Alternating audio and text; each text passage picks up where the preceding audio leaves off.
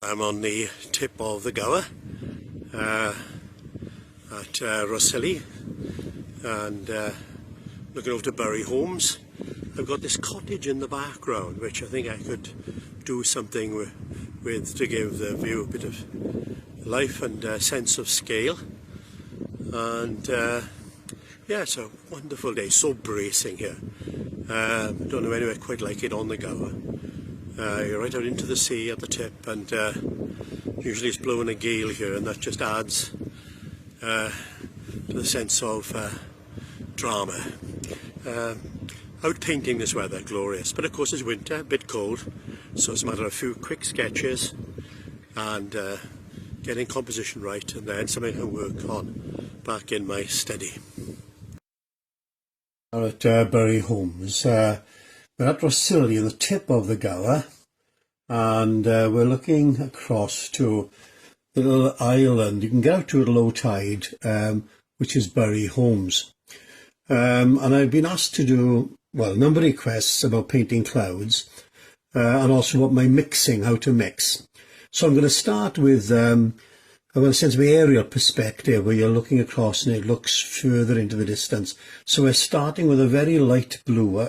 What I've done, I put a little bit of silver. I don't know if you can see this with our mixing. A lot of white, not and plenty of paint, nice and thick. Next to no water. It'll thin it out too much. And so I'm starting with a cerulean blue there.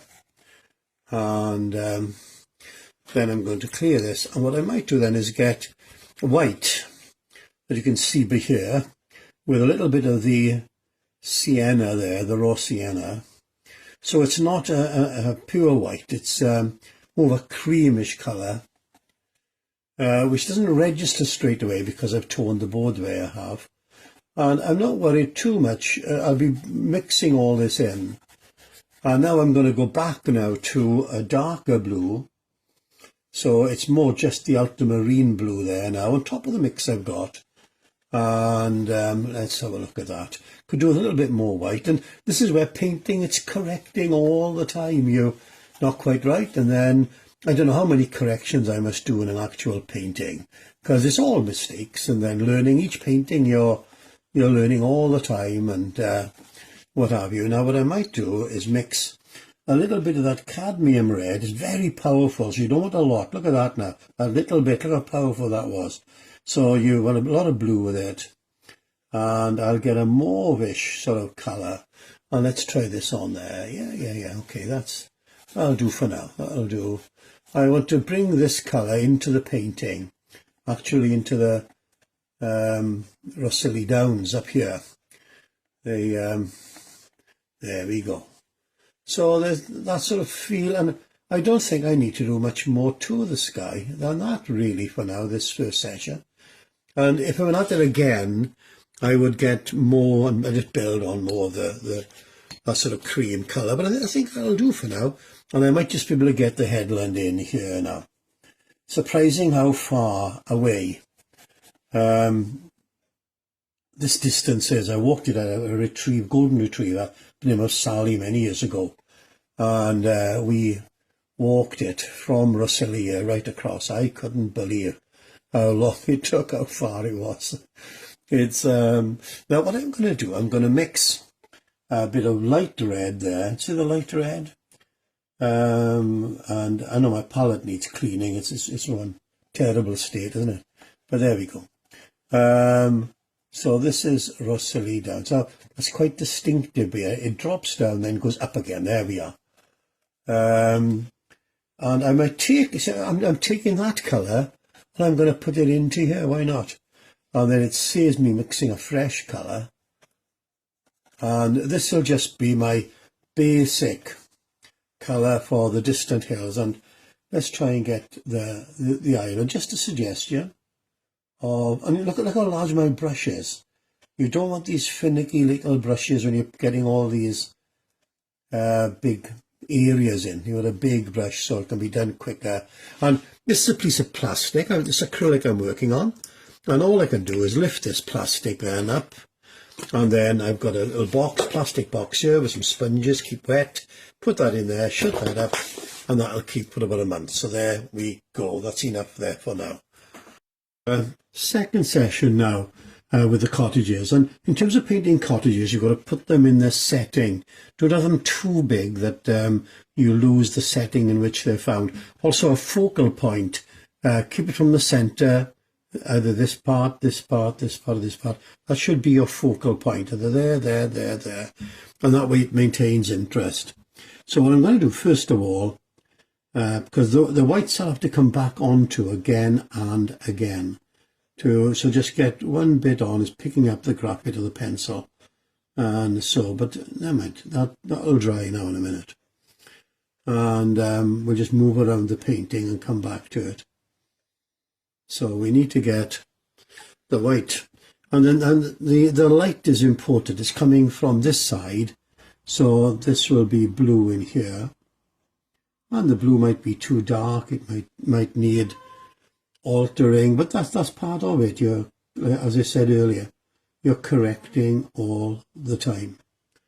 And get a piece underneath here over the shadow. There we go.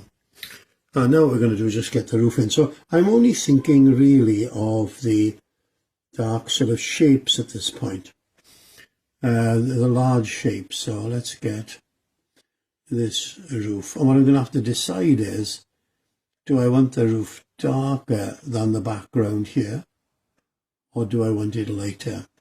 And depending on the sun, it'll all change, you know.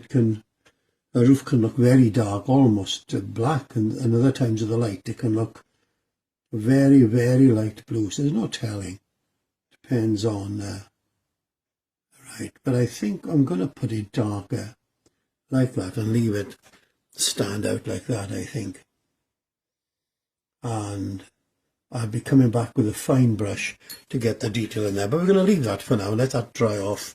Now what I'll do, I'll get on with the foreground. So I'm going to mixing again. Like I've got cadmium yellow, bit of white, turn it down.